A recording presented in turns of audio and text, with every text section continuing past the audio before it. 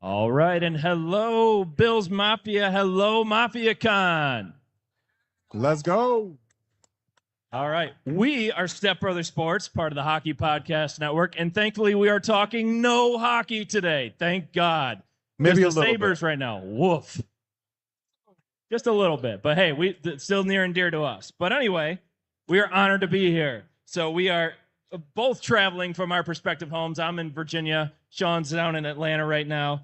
I want to do a big thanks to start us off. Thank you, Del Reed and the team at 26 Shirts, Zach Sheldon, his team at Trainwreck Sports, putting all this sound equipment together. Thank you, Patrick Moran of Talking Buffalo, for getting us all set up with everything, good quality audio and video. So thank you, Pat Moran. Thank you so much. And everybody else putting all this amazing event together here. We got all the vendors in place. We've got autograph signings through TSE. You got the great food, great drinks. Come see everything here at Mafia Con. It is a great time here, folks.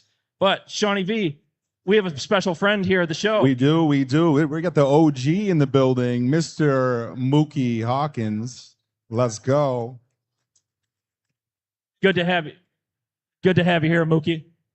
Thank you for having me, guys. You know, it's a deja vu moment. Definitely a deja vu moment, especially with my guy Shaun over here. Full circle. And full circle. It's been what? 15 years? Yeah. Full about blast, that. sports. Full blast. Yeah. You know, Bill's World, you name it, right? We've been doing it. We've been painting the town red with a small paintbrush for That's quite right. a while. Quite a while. It's been a while, man. It's good to have you here. And again, a full circle moment. I think one of the things we'll have to do is maybe have a little origin moment and talk about how we all got together. Right. So from my perspective, you probably have a little bit of a different one. So I first crossed paths with Coach Mook, as I affectionately like to call him. I was back in the Doug Whaley Bills with Rex Ryan. Rex Ryan. And I remember being down on Chippewa back when people still used to go there, and not so much anymore. But yeah, I was there one night. I want to say maybe it was at Soho or another bar in the area, and it was myself and one other gentleman in that bar that day. And lo and behold, one thing leads to another. I bought him a shot. We started talking, and ended up being Marcus Dowden, who was a linebacker who had just got signed over from the Jets. The Bills brought Mike Patton over to be the D coordinator under Rex. Yes. And Marcus told me, he's like, hey, man, thanks for the shot. I just got signed by the Bills. So we ended up, becoming friends. And later that week, he was the one that kind of made that divine move and connected the two of us together. Yes. And man, it's been 10 to 15 years. And we've had a lot of different iterations of, podcasting and things. We've had live events over the years on the Cobblestone District. And it's funny that we're back here together, back in the town at Mafia Con. It's awesome, man. Absolutely, man. Shout out to my boy Marcus Dowden. You know what I mean? Shout out to my guy for, building those relationships, because now look at what Marcus was able to do to intertwine me and you. And like you said, how it comes full circle on the journey. Now look at us. I mean, we were outside of training camp. Now we're inside of Bill's training camp. You know what I mean? So we're at great events such as Mafia Con. We got my guy Chris on deck with us. So I'm very excited to be in and very honored to be up here with you guys. Yeah, again, much appreciated, Muki. Again, let's give another shout out for our friends who came before us, Cover One, and all the other great podcasts. Great job, guys. So again, great work. If you listen and watch Cover One, you will learn more about the game of football. So absolutely worth a watch and listen. So definitely give them their flowers. But also, again, we know plenty of people want to talk about the training camp battles that are coming this season. But we really just want to kind of go down like a little bit more of a deeper connection for what the Bills have for us here. So one question we kind of pose to ourselves is, what do the Bills really mean to you? And it helped us really think about introspectively, what do they mean to us, especially now that we've been out of town for so long? I mean, I moved to Richmond in 2012. I mean, everybody knows me down there. I wear it on my sleeve, and just the passion that the team brings out of everybody. So what they mean to me, essentially, I'll kind of get things started, is that being a Bills fan and just being able to do it on a platform like this now and doing so regularly, I mean, it's more than the team. It's a piece of your heart at this point in time. So, but Sundays in Buffalo, they obviously have so much more to it here. Well, there's cold weather, the tailgates. I mean, you have the hope and the passion that everybody brings every day.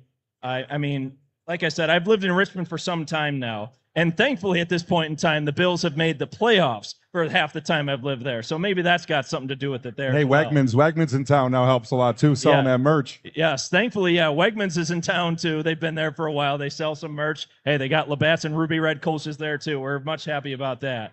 But the craziest thing to me is when I met my wife for the first time, she honestly had no idea who the Buffalo Bills were at that point because sadly, like the team just wasn't like at the pinnacle of what they were at that point in time. So, I mean, it's got to a point where we got to know each other well enough where the Bills made it into our wedding vows. It was just like, just how much meaning it has for us there. So, I mean, my mother-in-law, like, again, the most Southern lady you could possibly imagine. The Shout Southern out to drawl and Gigi. everything. Yeah, shout out to Gigi. But still, she's given me updates on injury reports. My father-in-law, we took him to his first Bills game at the stadium, current stadium, Highmark Stadium last year. Let's just say for him and my brother-in-law, Eli, it was like let's just call it like a core memory unlock for them. It was the Chief game. So needless to say, a great one for them. So, I mean, to kind of go a little bit more about what it means to us here, I mean, my friends in Richmond, like they all like a lot of other teams, but because of us, like the Bills are part of just who they follow now too. Whether it is drinking more Labatt or Ruby Red Kolsch's, they now all proudly own a pair of Zubaz as well. So I mean, everything. It just the culture that the Bills bring, like even just greetings, hellos, and goodbyes are just simply "Go Bills," like they are around here. I mean, we mentioned also Wegmans being there doesn't hurt with that either. But at the same time, like everything about just the team itself, like I said before, it just gives you so much more like than what you can possibly get from sports itself. Like I have two little boys now, Andy and Henry, love them to pieces. So now they're born into this crazy love for this team, even though they're not from here. So, I mean, they have matching Zubaz jammies. Like it's the whole bit, everything you love to see about just what it means to us. So, and like we've learned here, it even says on this hat, thanks to 26 shirts, Mafia does mean family. It's about belonging. It's about that grit that the team brings, being loyal to them through and through, and planting that loyalty wherever it is, growing it, sharing it. So I won't lie, it wasn't always easy being a Bills fan out of state. But now it's just even more real for what my family and friends there, and not to mention everybody here, are bringing for it as well. So it is home wherever I am. And now, truly, with my growing family, it's a legacy. Love that, Chris. Well said. And I'm going to owe Coach Muki some push-ups after this. I did my monologue. Chris talked about doing a monologue about, a Bills fandom and whatnot. And I actually have it like Drake used to say on the side scroll. So I'm just going to read mine. So hopefully I don't lose any points for that. But you don't just become a Bills fan. It's not something you pick up off a shelf or choose because they've won a bunch of Super Bowls. No. Being a Bills fan is something deeper. It's something you live. It's something that lives in you, and it's something that affects your mood and work weeks, as many of us know.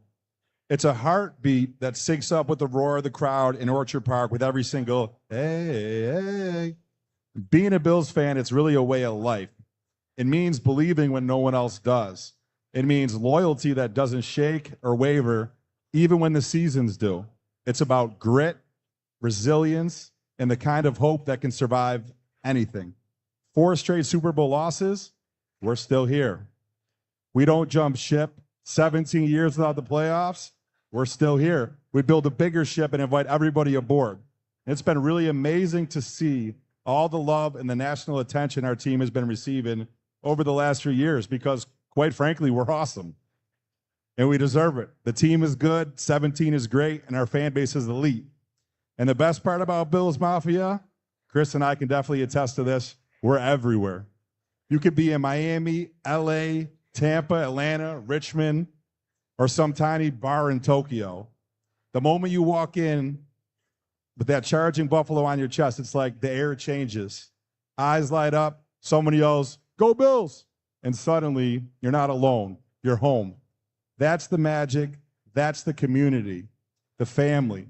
We don't need to know each other's names. We already know each other's hearts because we've all felt the same highs and the same heartbreaks. We've all stood in the snow, in the wind, and in the fire of a last-minute drive. And we've all screamed ourselves hoarse. Miami playoff game, Skylar Thompson. Lost our voices on that one. Well, we're a family, man. We jump through tables. We grill in freezing temperatures. We celebrate with strangers like they're old friends, and we treat our old friends like family. We are family. Bills Mafia isn't just a fan base. It's a living, breathing tribe. Really, it's a movement. It's a bond sealed in blue and red, and once you're in for life. Whether you grew up on the shores of Lake Erie, the east side, wherever, the suburbs, you just feel the call from 1,000 miles away. When you're one of us, you're one of us. Because this isn't just football. This is Buffalo. This is heart. And no matter where you may be geographically, this is home. So go Bills. Absolutely. Love that. Mookie, any additional thoughts on Well, again, I don't know if I can just so top much. that. I don't know if I could top that right there. I don't know. You know, I just heard a few autobiographies up here. I don't know if I could top that. But one thing I can say about with me, I'm very grateful, you know, just to come across the people that I've come across.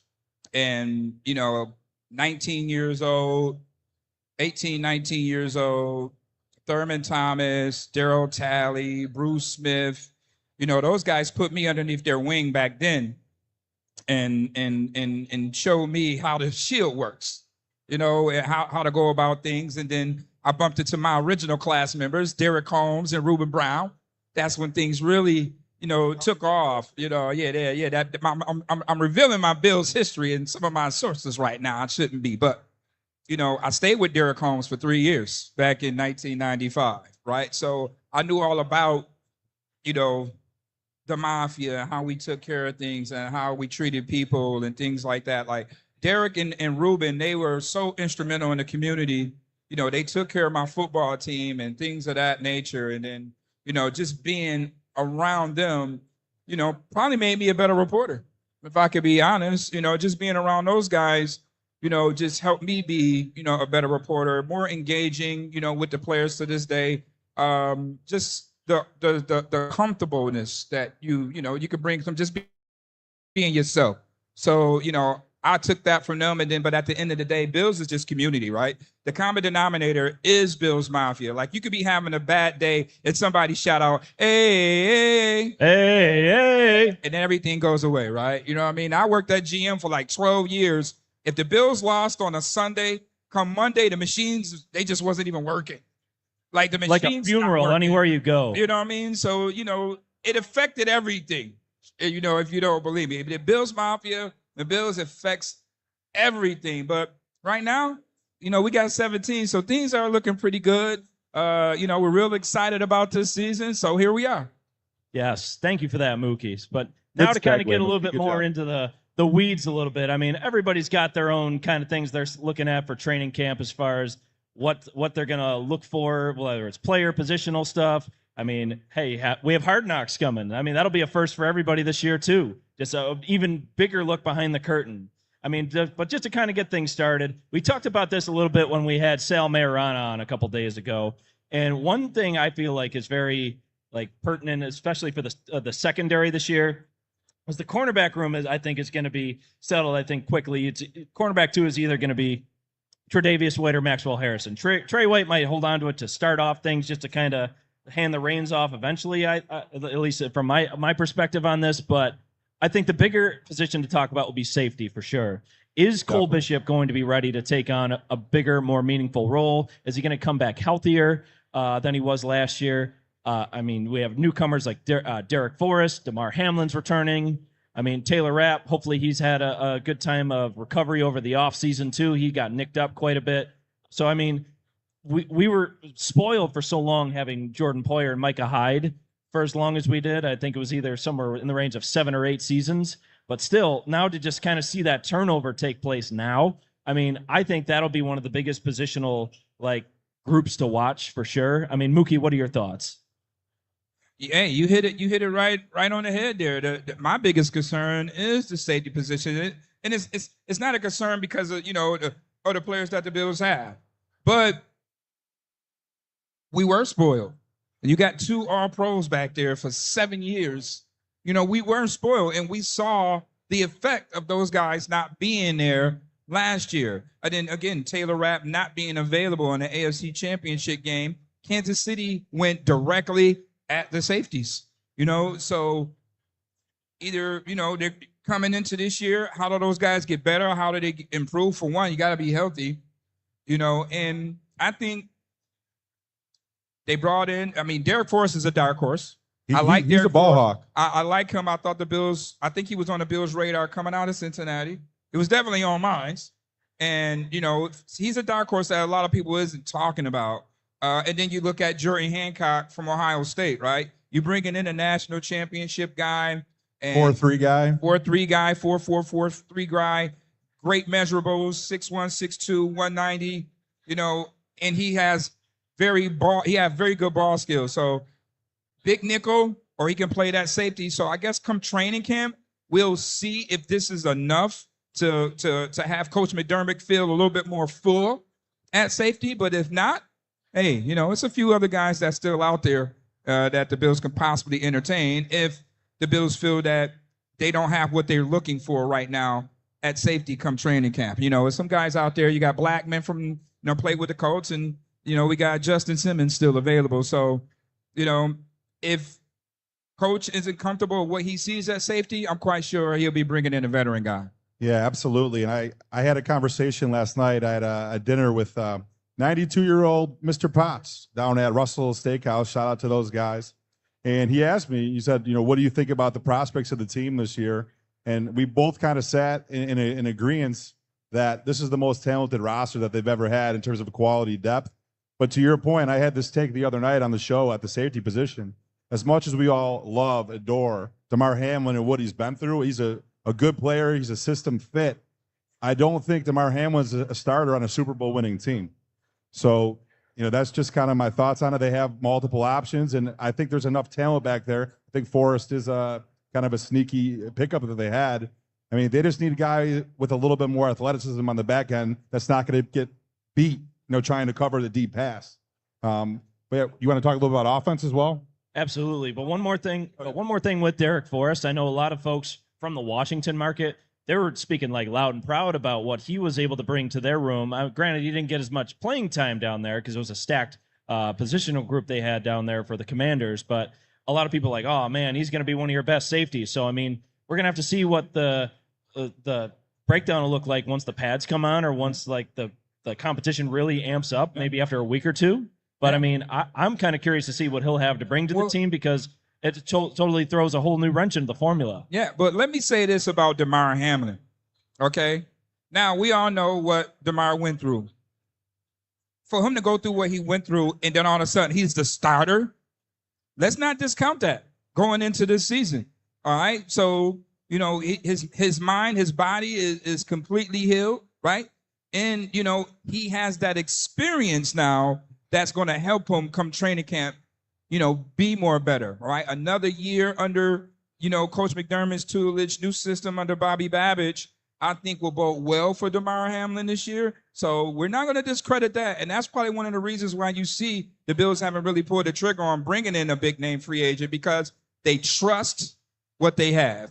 And Damar Hamlin is definitely a quality depth piece, because he started games for you last year on a 13, 14 win team. So you can't discredit, the safety room, but it's just not as sexy as we want it to be. You know what I mean? So tell you what, keep an eye on Damar, because, we're not going to discredit those guys that's there already, but it is the big question mark when you look at all the position groups. For sure. Now to kind of flip things over to the offensive side of the ball, I know a lot of questions have come up. Got a few new receivers added to the room this year, whether it was Josh Palmer. Heck, you could even call him a semi-local boy, being up here from Canada. Yep. So, he'll be a great addition, I think, with some of the separation he'll provide. Elijah Moore, he got some of that crazy speed, and also not to mention the fact that his quarterbacks that he was playing for these past few years have not exactly been living up to, let's just say, expectation for the teams he's been on. But still, a lot of questions are coming from that. Like, is the everybody eats mentality still going to be what drives the bus? Obviously, the offense runs through Allen. I don't know, Tyler Dunn earlier in the week also had his big piece about Dalton Kincaid. Will we see a major resurgence from him? From what I understand, he's been living in the weight room all this offseason here in Buffalo, which is great to see. Like, he's committed, dedicated to it. But at the same time, will we have somewhat of a repeat performance out of the receiver groups or those in the skill positions? I mean, I know James Cook, like he was able to report 2 mandatory minicamps showing like, hey, I'm here. I mean, so he's not going to make the contract dispute be what's going to be front and center, thankfully, at this point. We also shout out to Ty Johnson. We had the opportunity to meet him earlier. So, yep. So, glad to see him back in the fold for another 2 years. We got Ray Davis. I know he'll be part of the group here with TSE. So, he's back in the fold as well. So, I mean, as far as the everybody eats mentality goes, I see no reason why it shouldn't work, but I'm just very curious just how the target distribution will really go. Shaun, what are your thoughts? Yeah, I think it's interesting. And Muki, I want to get your 2 cents on this too. I think, is it safe to say when you just lump in the backs, the tight ends, and the receivers, the pass catching options, this has got to be the most talented group that Josh has ever played with. I mean, from top to bottom. I think one of the players that I really have high hopes for, besides obviously Keon Coleman blossoming in a year 2, is Elijah Moore. The guy was a 2nd-round pick out of Ole Miss. He's very good. He's going to be able to kind of take the top off the defense, and there's might be some confusion that he's a very similar player to Curtis Samuel. Samuel is a guy who's going to do the horizontal routes, do kind of the jet sweeps and that type of stuff. You got a guy who could actually go catch Josh's deep ball. We haven't really had that since what, John Brown? Right. So how do you see, like Chris said, the target distribution, and what are some of your, I guess, under the radar players for the season on offense? Well, some of the under the radar things before I begin, I want to just mention a few underrated people. You know what I mean? That make things like this happen, not only for Mafia Con, but in the community, right? So I want to shed some light on some very, very underrated people that's doing big things in the community. I want to spend a special shout out to my guy, Mr. Michael Ball from Highmark, for all the great things he's doing in the community. Yes, sir. Some of the great things that he's putting on here for the city and with the Bills. We appreciate him and Maureen. They do a fantastic job, with the Bills organization and most importantly, the community. So I can't stress that enough on how important, this Highmark team and what they actually do in the community for this city is just awesome. So I'll be remiss if I didn't say that. So to answer your question, that's a big question with me concerning the offense is, what's Brady going to do with all this talent? I'm kind of traumatized on 4th and 5 because when the game is on the line, you don't got your best player on the field. Shakir's out there though. No, he's there. Throw it up. 4th and 5, no James Cook, no Keon Coleman. James Cook having a monster game. I don't understand. I get the everybody eats mentality, but when the game is on the line, everybody can't eat. You know what I mean? Everybody can't eat when the game is on the line. I'm a football coach at the end of the day, so I got to figure out who's in tune to the game. Where's your Bart? Give it to Bart. Who's the dog right now? Who's killing the game? Who's having a monster game? James Cook, when on 4th and goal, he gets the pitch on the 3. The ball was placed on the 3. He got the pitch at the 6. Had to make 3 guys miss and score a touchdown on 4th down.